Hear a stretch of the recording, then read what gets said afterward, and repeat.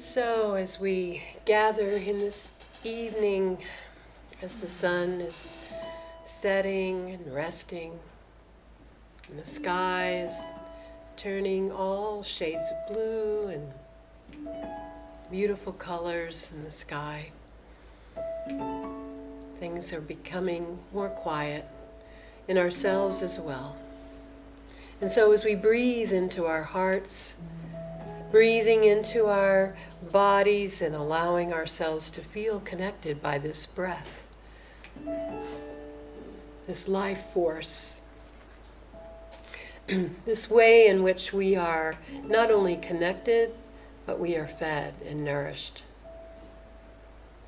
And so in this communion with one another, near and far, in this space among us here, and the space that is filled with potential, with life and with love. We let go of what no longer serves, and we prepare to receive new insight, new ideas, new life force, new possibilities, and know that we are truly moving, growing, and becoming. And feel our gratitude. And so it is. Amen. Amen.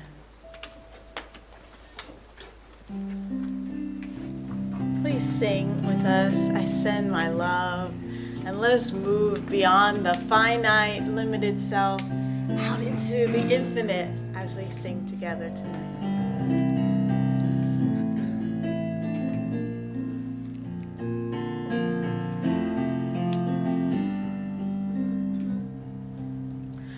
I send my love over the mountains. I send my love over the sea. I send my love into the heavens, and it returns to me. I send my joy over the mountains. I send my joy over the sea.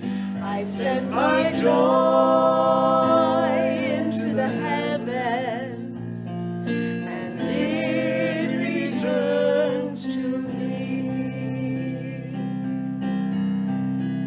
I send my power over the mountains. I send my power over the sea. I send my power into the heavens, and it returns to me. I send peace over the mountains. I send peace over the sea. I send peace into the heavens, and it returns to me.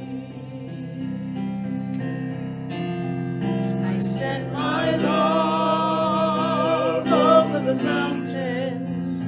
I send my love over the sea. I send my love into the heavens, and it returns to me, and it returns to me, and it returns to me.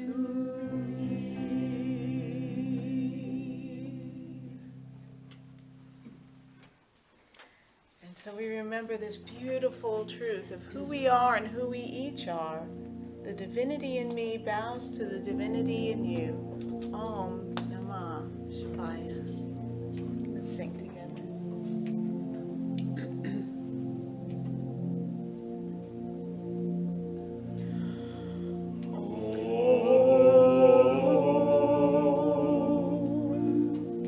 Om Namah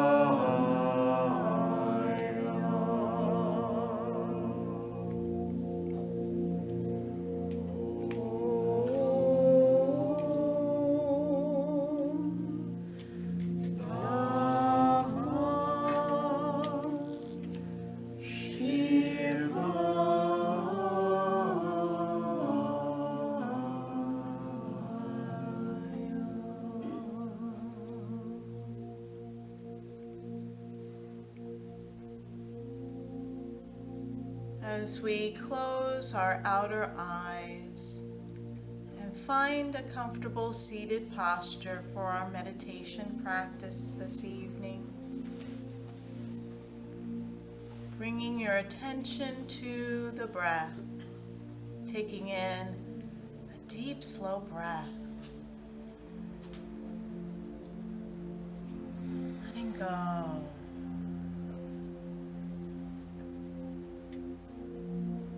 I invite you to take in another deep breath and sigh it out.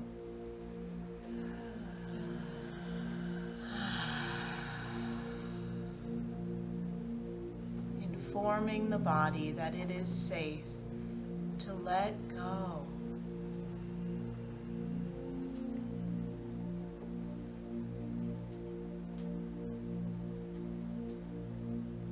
As we open to our inner awareness of our conscious experience,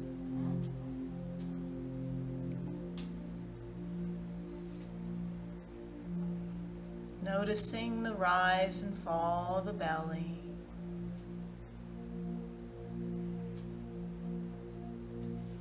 seeing if you can let go even more in the belly.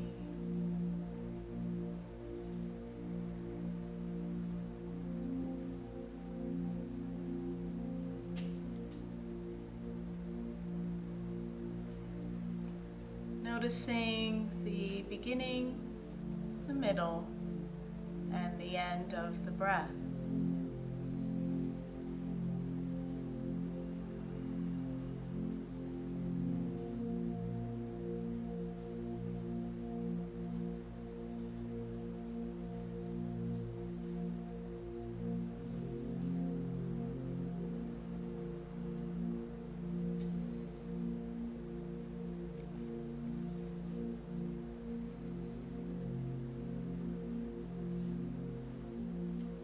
I invite you to bring a healing attention to your practice this evening.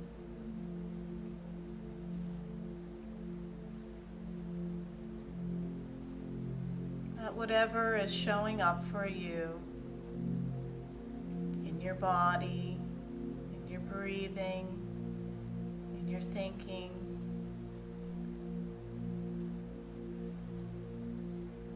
to be with it with compassion, with loving kindness.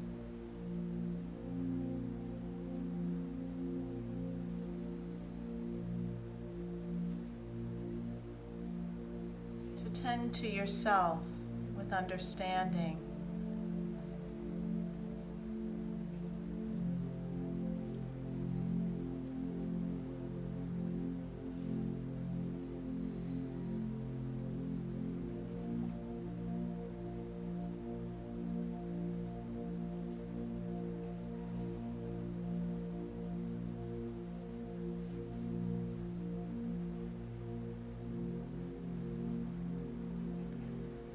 Notice now in this moment if you feel any residual energy of any walls that you constructed for yourself this day. Resistance that you may have put up for a situation or a person.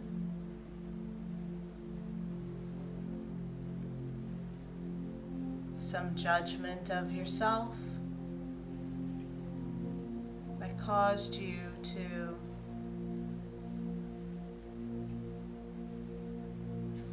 stop what you're doing or to move forward less skillfully than you intended.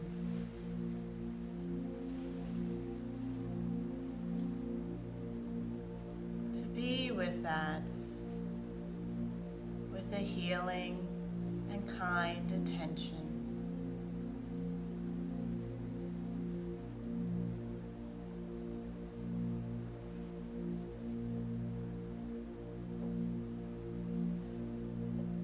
Knowing you may have been triggered,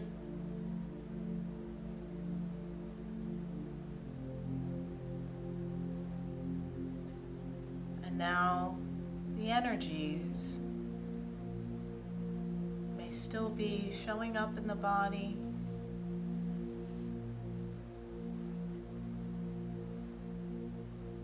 And so you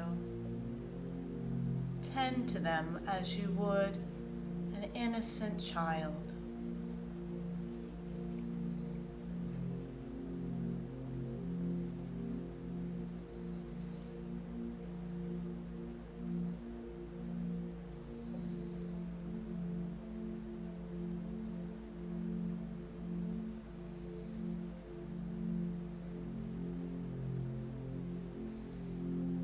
The moment has passed, and this is a new moment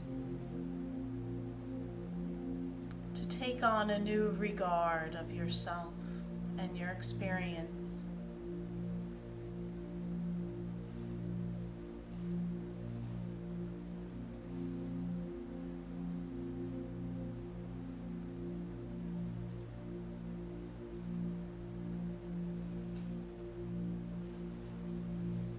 So notice if there is any physical sensation, any pain or discomfort.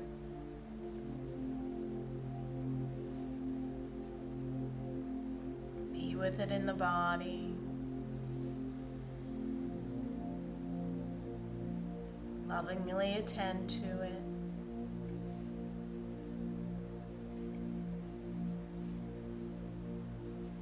And breathe.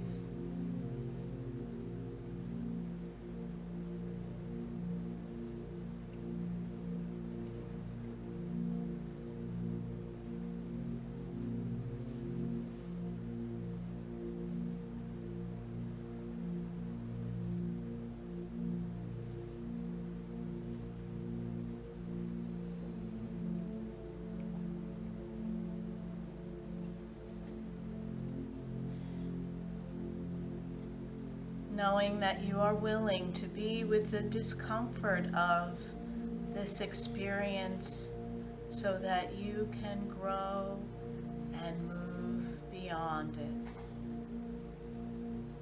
into freedom, into peace.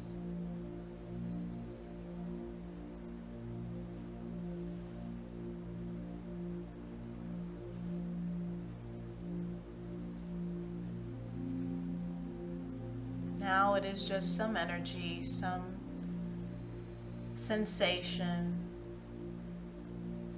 some twinge.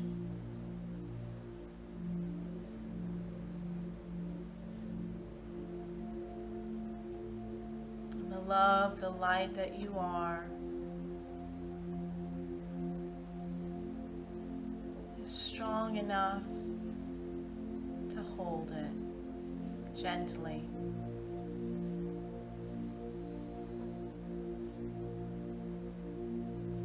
Let it be, just as it is.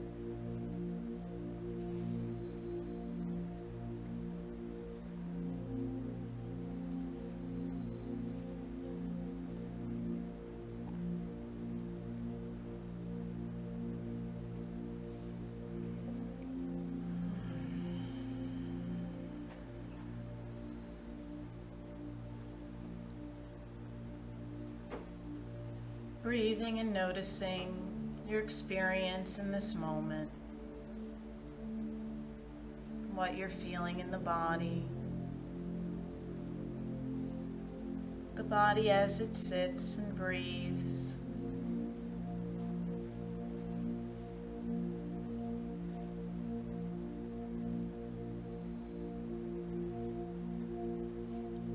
At peace with all that is present within.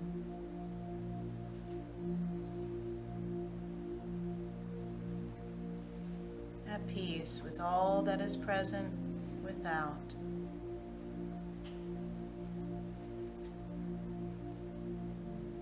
All is well. All is well. All is well.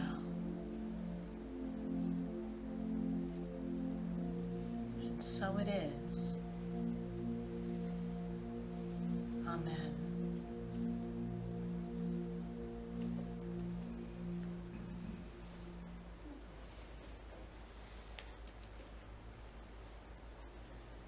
And so as we gently return now to this time and place, breathing and moving and gently re-inhabiting our bodies and every part of it, fingers and toes and shoulders, back, head and neck. Maybe a little smile, just to know you're home. And in this space, openness and beautiful movement of energy inside of you, knowing that in fact your heart center has been opened and has been invited to radiate that light that you are, holding it consciously, allowing it to do its holy work in you. In the same way, as we prepare our offering to share with this ministry, it's an opportunity for us to practice infilling it, lifting it with the vibration of this holy light, of this energy within us. We may call it love, we may call it presence, we may call it spirit. It may have many names, many expressions. But knowing what it is, it comes from an infinite source, and in knowing this, that however it is we give of our gifts in this room or online, automatically giving, however we do it, in all of the ways that we offer for you to support this ministry, the most important thing is not the size of the gift, but the vibration that you give it from. Because as it enters into our possession, we share it with the world as the rich resource that comes in and blesses everything we do, and we send it out into the world. And so together we bless the world. And so with this in mind, let our hearts grow bigger and let the vibration fill our gifts. And as we do, let us bless it now by calling it by its name. Divine love, through me, blesses and multiplies all the good I am and have, all the good I give and receive, and so it is. Amen.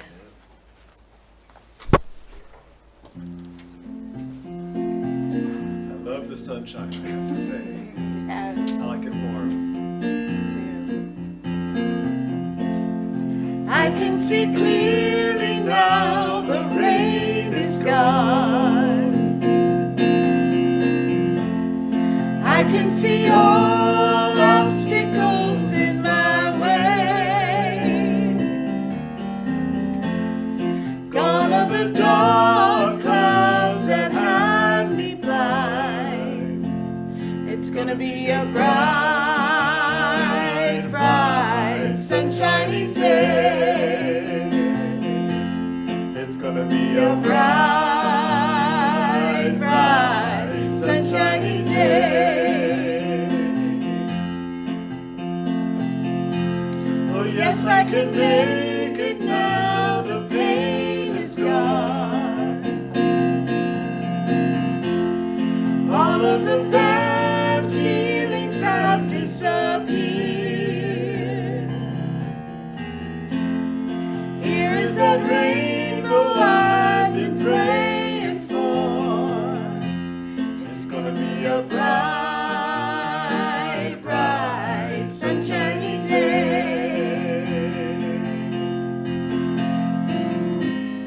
Look all around, there's nothing but blue sky. Look straight ahead, nothing but blue sky.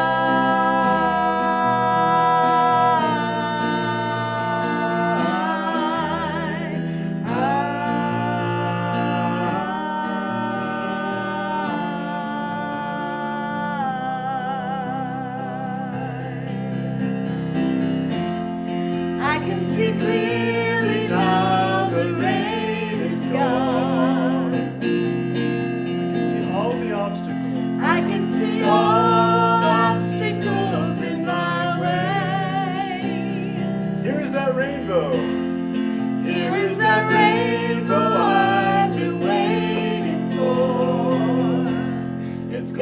be a bright, bright, sunshiny day. It's gonna be a bright, bright, sunshiny day. It's gonna be a bright, bright, sunshiny day.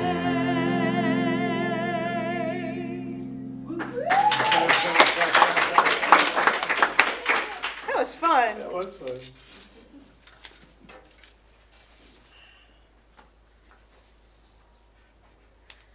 I'm so glad we got to do that. You can always choose to have a bright, sunny day in your consciousness, right? Even if it's not what your experience is in the outer or inner, choose to have a bright, sunny day. Well, today we're talking about going beyond. This is the next step in the untethered soul. We know that we are more than a body, right? More than our life circumstances. We hear that a lot here in Unity. There is that which is beyond. So beyond what? Beyond what are we going beyond? We're going beyond our thoughts, our emotions, and our sensory input experiences. Okay, the human experiences, what's passing before your consciousness. So why do we want to do that?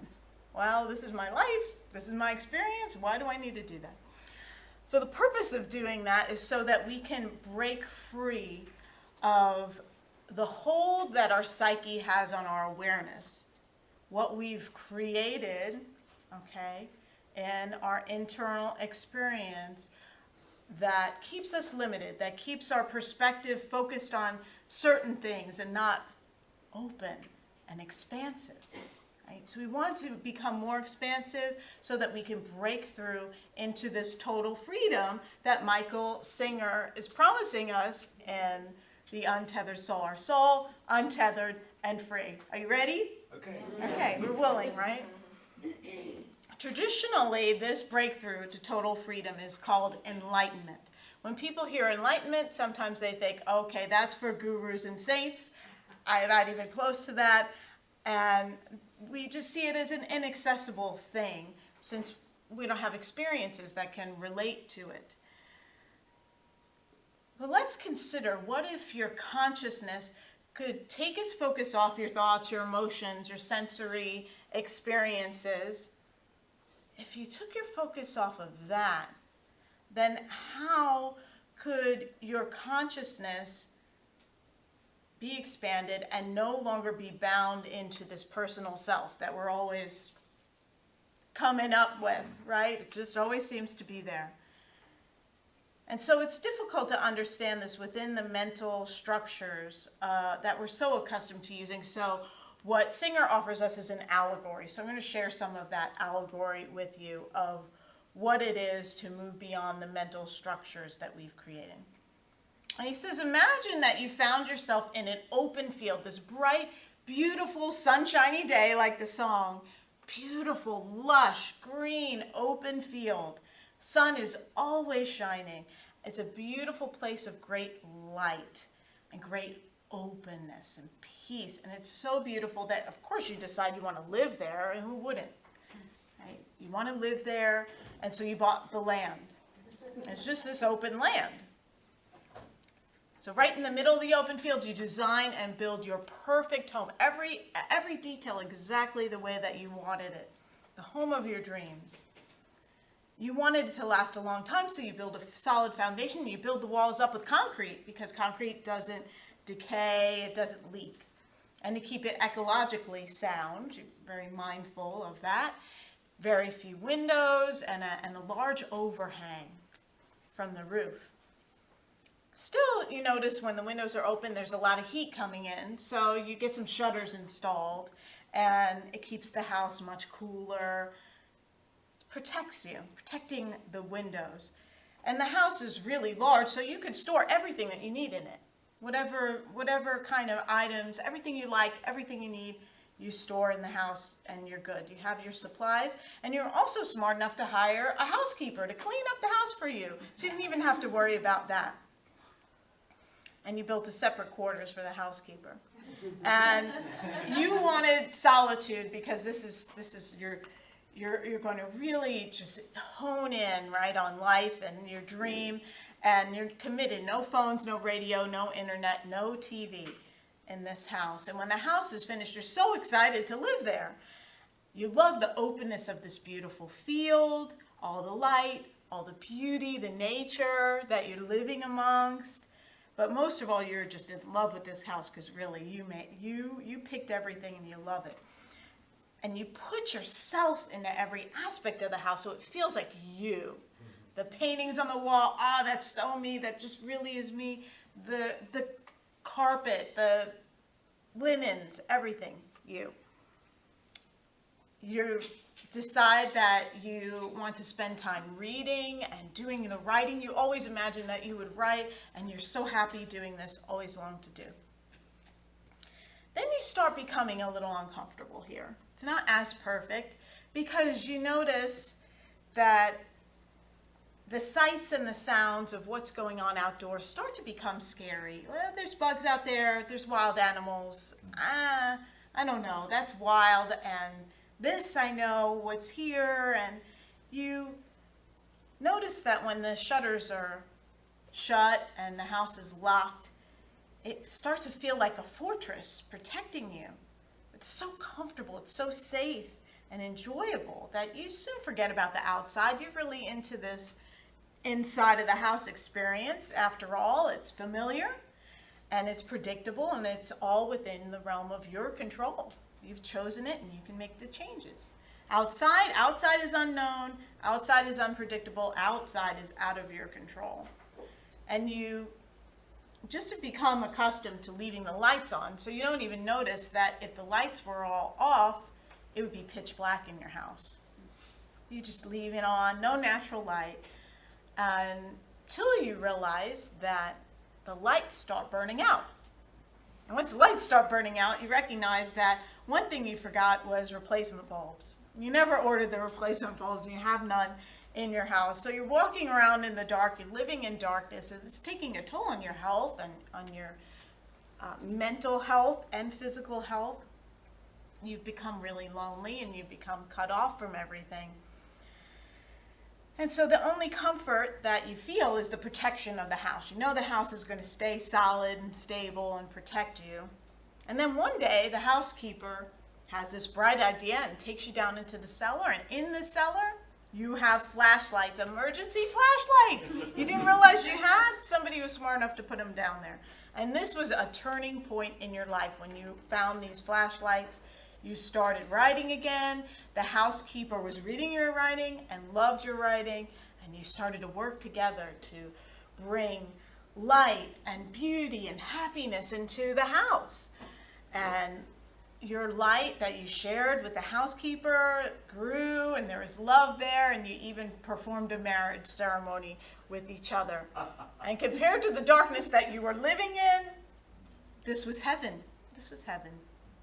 And then one day, you took a book out of your library and started reading it, spiritual book that you always wanted to read. You know, one of those that you say, I'll read that later. You got to it. You finally got to it. You're reading it. And it interested you because it talks about this radiant, natural light that exists outside. More light than you can ever imagine without having to do anything to create it. And it's described as self-luminous, omnipresent light that shines everywhere all the time.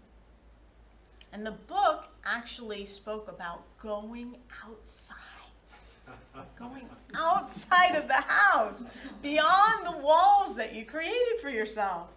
And it said, while you are attached and enamored with the world you created to avoid darkness, you will never know the abundance of natural light that is beyond the confines of your home.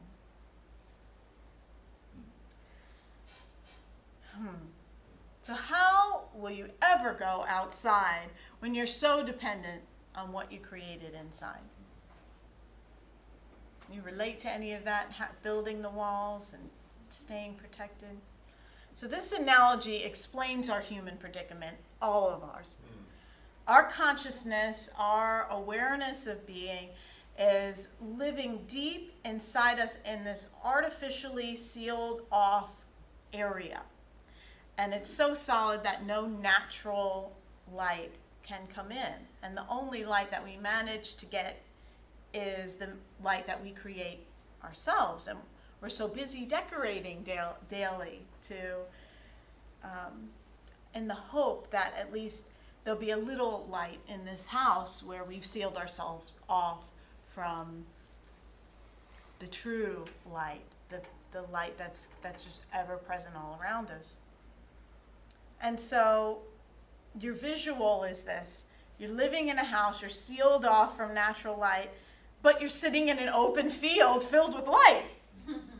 Filled with light, and you're wondering why is it so hard to keep this place lit? What is your house made of? What is your house made of? And how can your walls keep you sealed inside? Well, your house is made up of your thoughts, your emotions. The walls are your psyche, walling you in. And this is all your past experiences, all your thoughts, all your emotions, your concepts, your views, your beliefs, your hopes and dreams that you've collected around yourself, including above and below you. They create the conceptual world that you live in. And if you want to see how restrictive these walls are, just start walking toward them, Singer tells us. Start walking toward them. Start doing something that is out of your comfort zone, like maybe going to one of those places, like, is it called iFly, where you jump out and it's kind of like skydiving, but you're in a building, and you're scared of heights. That kind of thing. To go up against one of your walls. Some people is public speaking. And when I was auditioning as an actor, and I went to a workshop, well, actors always go to workshops on how to audition better because we all want to get jobs. And this one person who booked a lot of jobs said, you just got to keep going and going and going and going until you move past that wall, and it just becomes something that you're used to doing, and it's not such a big deal every time you get up on that horse to audition, right? So this is what we're talking about, being restrictive with our walls. So think about the kind of boundaries that you put up. Like, I think about if I came tonight and I didn't take a shower and I had my PJs on and no makeup, I'd feel differently inside sitting up here in front of you. There would be discomfort, okay? So instead of avoiding our walls, we walk right towards them, Singer says to do that. The closer you get, the more you're going to want to pull back from whatever it is you're afraid of doing and intimidates you or what have you. That these are the fears that create a prison inside of you because they put boundaries around your awareness. When you approach this barrier of your thoughts and emotions, it will feel like an abyss, like there's just darkness beyond whatever it is that you want to step into, your dream, your relationship, whatever it is that feels like there's a barrier there. And you don't want to go there because there's darkness there.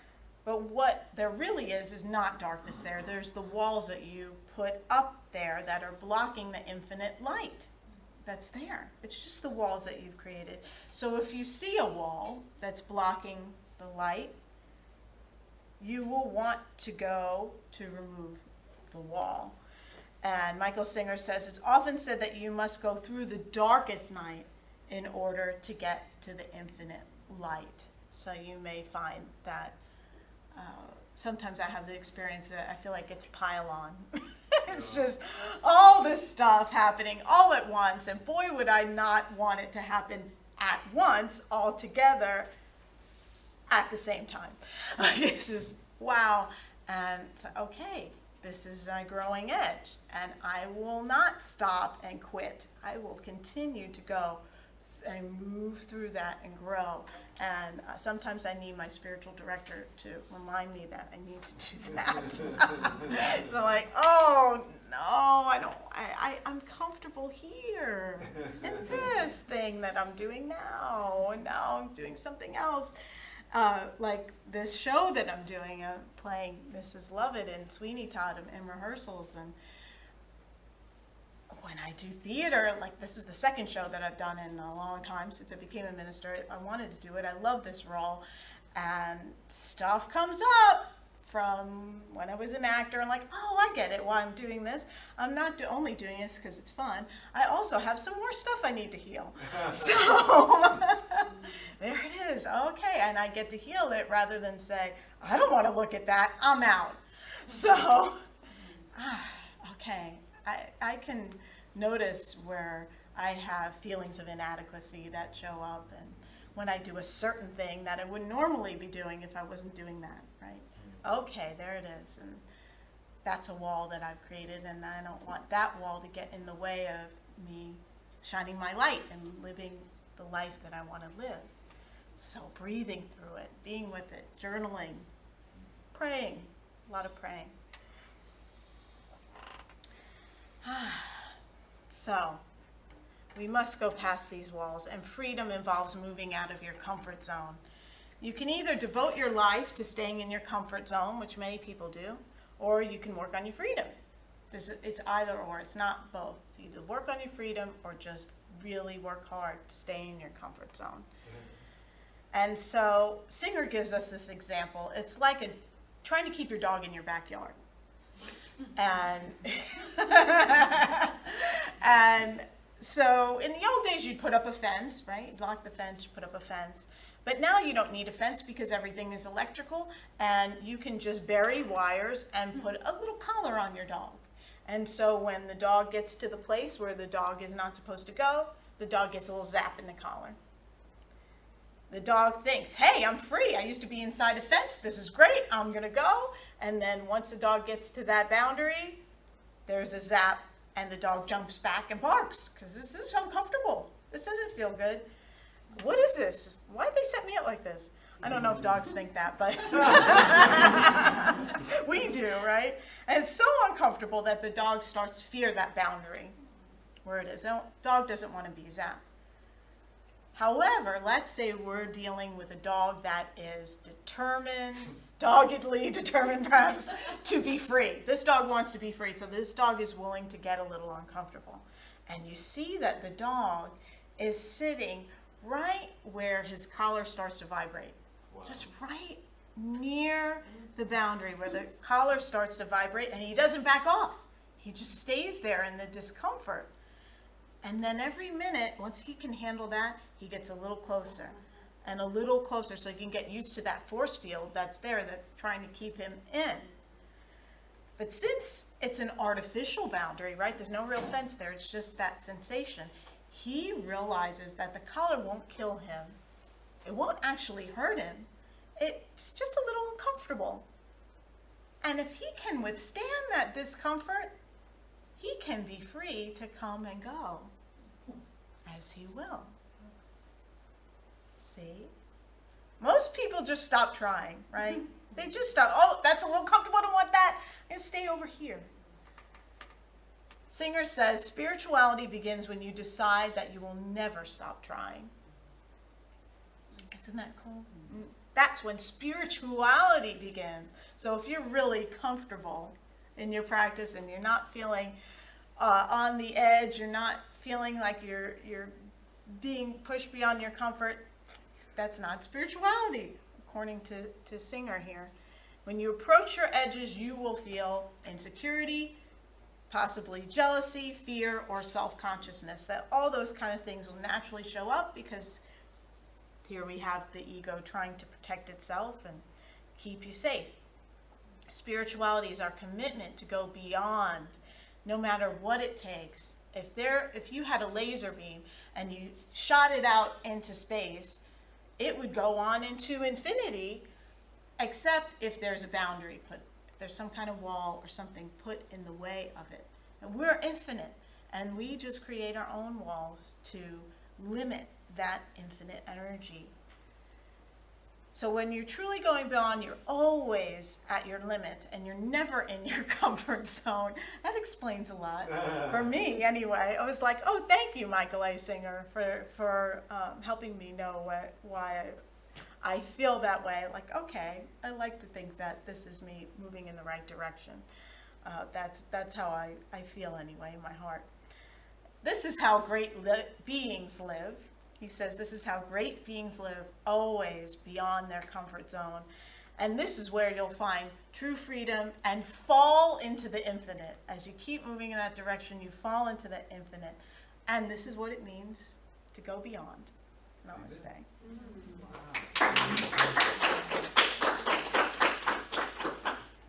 Smart dog. Yeah, brave dog. Really? I think my beagle probably would have done that. Think so? Yeah, I don't know about I have a Pomeranian Papillon mix, and I'm not sure. Well, she is pretty feisty. You never know. She may accidentally push through, you know what I mean? Yes, she would just blindly go. You know, it's like, whoop, and then get through it, you know, and then it's like, hey, I'm on the other side now. This is awesome. And it didn't hurt, you know. See you later, you know. Yeah.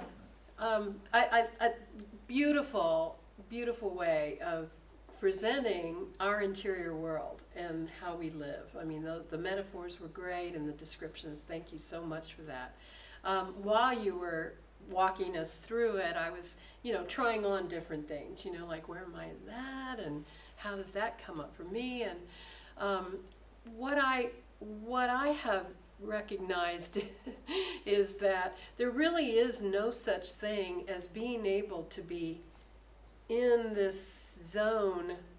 I haven't found that where there's no provocation, you know, where it really is like I don't really have the power to maintain equanimity and, you know, this stasis kind of thing in my life. Now, I may have that illusion, I may have habits, certainly, and I certainly want to. You know, I want things I can depend on. I like things to show up the way I want them to, so I can be thinking about other things I want to think about.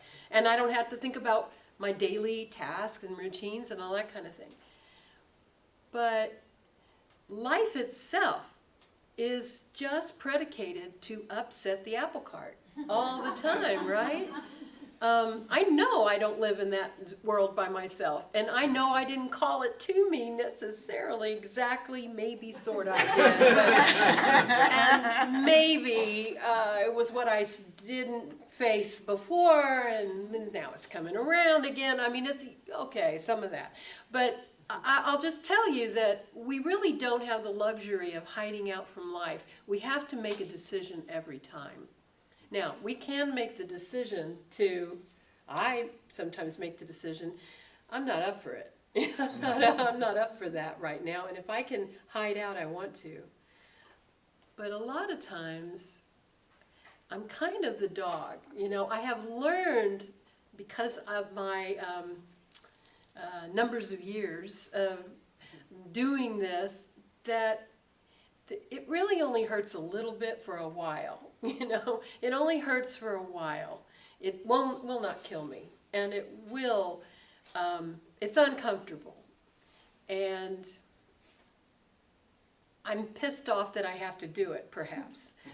But at the same time, once I realize what it is, I also know I know the reward.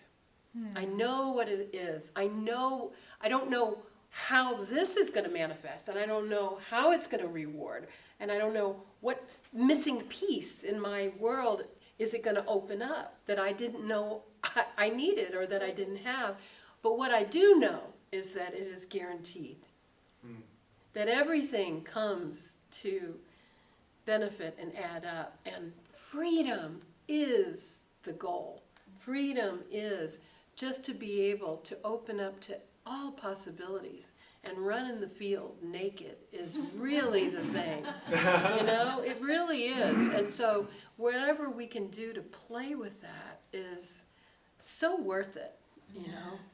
And so as soon as we can get our team, I love it that you said your spiritual director works with you, to have somebody who you can check in with, who knows you and knows your thing and knows your stuff, to help you see what this really is, so you know what your choices are. Yeah. And you know what you're choosing or not choosing. And that's enormous, because that could take a lot of bumping into a brick wall before you'd figure it out. So that is always something we want to be able to do, is have somebody with us. But, oh my God, this is a glorious thing, and we really don't get out of here without bumps and bruises and broken hearts and missing teeth. all kinds of mess we wouldn't have wished for or wanted. So. Sorry for the soliloquy, but I was wanting to process, for me, what you said. Thank you. Yeah. And if we don't deal with it, it's just going to show up again in another way. When I was in ministerial school, they told us, don't leave a church because there's somebody there in your congregation you don't like, because the next church you go to, they'll be there in a different outfit, different haircut. There'll be but there two they of them. will be. Yes. Yes. And so I remember, okay, well, you can't, you want to not be running away. You want to be going to, if you ever move into another experience, but that the running away doesn't ever really get you away from that situation that you're trying to stay in your comfort zone around. Yeah, I appreciated your framing it that life is going to continue to provide opportunities, regardless of how enlightened or how comfortable your house gets. Because I was thinking about it, you know, we can't be aspirational and resolved and content at the same time. You know, we're kind of like the dog chasing the bunny around the track, and what if we catch the bunny? Then it's like the chase is over. But life doesn't really participate like that. What I'm a little bit perplexed about, though, in what you're saying, and I guess I'm just wrestling with acceptance a little bit. The sheer logic of what you're saying is that to be free, you must be uncomfortable. That they're a package deal. You know, if you're going to break beyond your boundaries, you have to approach your discomfort and get beyond that. But listening to you talk, you know, about the help of a spiritual guide, and you know that life, it's part of the social contract of us being here. It's less about not experiencing the discomfort, but not being as uncomfortable with the discomfort. You know, it's a little bit of a semantics challenge there at some point, but as opposed to it being uncomfortable and therefore to be avoided, it's uncomfortable and familiar. It's like, oh yeah, this is what it's like to grow beyond whatever it is that I was being limited by. Yeah.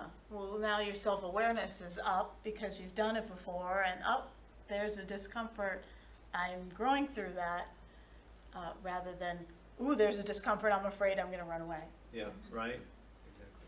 I processed that for myself too, and a lot of times it's I find I create more suffering for myself by what I make it mean. You know, for me, I'll just say, oh, just when everything was going great, and this mess had to happen, and oh, it's awful, and my floors have to be replaced. And I know they're gonna pay for it, but still, you know, I just suffer, and sometimes I just have to go ahead and get it out. You know, otherwise I don't know what to do with it. You know, so like I blah blah blah blah, and then once that's out, then I can kind of reconcile, and then I can accept. And then I see, again, it didn't hurt. It's not going to kill me. Could be a gift in this. I actually do have to have my floors replaced because our next door neighbor had a leak and the whole flooded, and the wall we share came up, it went in, and now our entire floor, the downstairs has to be replaced. And I'm just like, ugh. And my husband was beaming when he found out that they had done that. And the reason is because he says, and they're going to replace everything, and it's going to be free to us. And he just thought it was wonderful. And I'm just like, what? You know, so I'm falling down. And then I said, wow, why are you so happy? He goes, I don't know why you want to make a big deal about this. We're going to get a brand new, it's going to be better than before. I said, what if it's worse? You know? And then I said, why are you so happy? He said, because I don't have to figure it out, and I don't have to make it happen. And, you know, it's like it was going to be done for him, so his job was over. And he doesn't care about how much of a trouble it is and where everything is going to go. I like order in my world. So I'm going to do the suffering for both of us, apparently, because that's apparently our agreement in marriage. But I will say that I will reconcile it, and I will find the blessing, and we can easily have the happy ending that he's really seeing and I am willing to have. And I'm grateful really that it isn't going to cost us. It wasn't our fault. And everything is going to be better, maybe, than it was before. But that, you know, that's what life is. Life is constantly throwing curves at us, you know? But Karen, when you notice that you're suffering and Yeah. you're spinning out, I know you well enough, and I've actually heard you describe this story. I knew, as you were telling it, that it was a story. It's like, I am so enjoying my suffering, you know, and when you have done it enough, and you can kind of be a witness self to the experience, it's really enjoying the show. It's just like, wow, look at me spin out, you know, and it's not even that it has gravity to it. Right. It's just it's a sense of humor. And as you've referenced, it's a coping mechanism. I would argue it's valid, you know, as long as we don't identify with it. That was another takeaway that I wanted to just bring in, just in conclusion here, is because there were, in the allegory, you know, there were so many different places to identify, you know, in the open field, in the building of the walls, and the fear, and even in the physical things. It was rich, you know, there were lots of places. And it really, I noticed, it also fits into this kind of conundrum about, are we in pursuit or are we settled? Are we comfortable in our comfort zone? Or this isn't good enough, I need to aspire, I need to break through, or whatever. It's where do we identify? Do we identify with our growth? Do we identify with our achievement? Do we identify with our relaxation and our comfort, and maybe even our calcification of that? And you can't identify with something that's moving and that's fixed at the same time.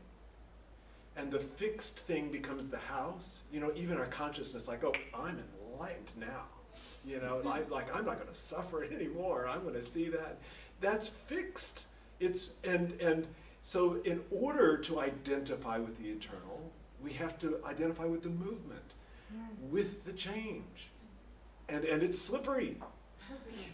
You know, that's its whole nature, is it's changing. And hence, spiritual guidance, having conversations about it, a little music, you know. And stay in the flow. Community to support each other. Right. You know, the other thing you say about the allegory that I was noticing was that the other option that we do have is that while life is relentless, and while it'll keep knocking at the door, and it'll keep knocking the door down if necessary, that we can dysfunctionally keep compensating and not growing. That we can just simply get that I'm not supposed to leave this house. This house is supposed to be, my supposed to be's and my meaning making can actually make this a prison for me that I will never escape from. And I will so long forget that there was ever light outside that I aspired to have, because now the life I've lived is now to keep everything as it is. To be so invested in not changing anything within my power, even though things are relentless, I suffer, but I also shore up whatever I can and I paper it down, or I build it higher, and I get smaller and smaller. And isn't that awful? La, la, la, la, la. But, there's a breaking point, and usually it's a nervous breakdown. Mhm. It's usually something traumatic and crisis, has to come to break those things down. We call them addictions, we call them all kinds of different habits and places where we have papered ourselves into a corner that we can't get out of. And it can be subtler. It can be just in the form of communication from a friend, or a neighbor, or just an acquaintance, because we don't know what we don't know. And sometimes it takes a breakdown. It takes a knock on the door, metaphorically speaking, and sometimes literally, to make us aware. You know what? You're living in a house that doesn't have a door. And you kind of get rattled around, and then discomfort. So what? It's just kind of you got to deal with it. And that's then where counsel is essential. It's somebody just to hold you up while you kind of repair yourself. Right, and help you find what you have, which you can choose. That you're really not a victim. You really have power you forgot you had. It's that facing the unknown. Well, I don't know what's beyond my normal pain process. There's another way to be. It helps when you have friends and colleagues and spiritual guides and things who have been down that path ahead of you. Exactly. Well, this is the time in our service that we move into taking what we have thought about, what we've learned, what we would like to have more of, what we would like to let go of, what we'd like to see improved, changed, for ourselves or for others that we know and care about, perhaps for the world. And so we lift our consciousness together, and as we began this service this evening, knowing that there is a space among us, an holy space, filled with light and love and potentiality of all descriptions, of any things unmade, things to be made and expressed, and beyond us, to those who are watching now and who are with us, those who will be watching, who are feeling us now. We feel them. But in this space, we call it holy. And as we breathe into our bodies and relax and open our hearts, we allow our love to flow into our lives and bring to mind those we love who may be having challenges. We think of them. We think of conditions we would like to see changed, different, and we name them.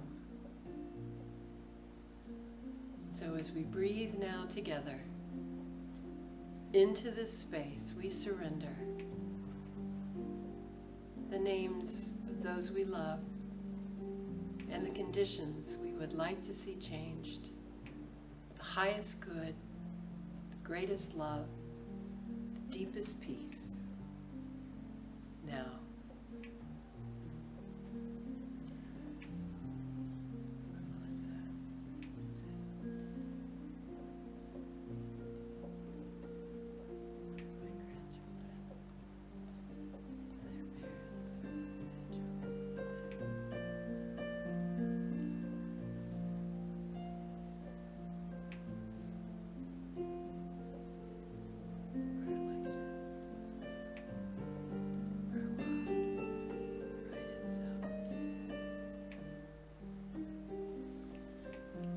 As we surrender these names of conditions and people, things, we welcome in possibilities and change. All things are possible. Because we have changed. And so we open ourselves now to accepting the future, moment by moment, as it presents itself, healing and opening to us and enveloping us in newness and possibility. And our hearts are full of gratitude and joy. And we say thank you. And so it is. Amen.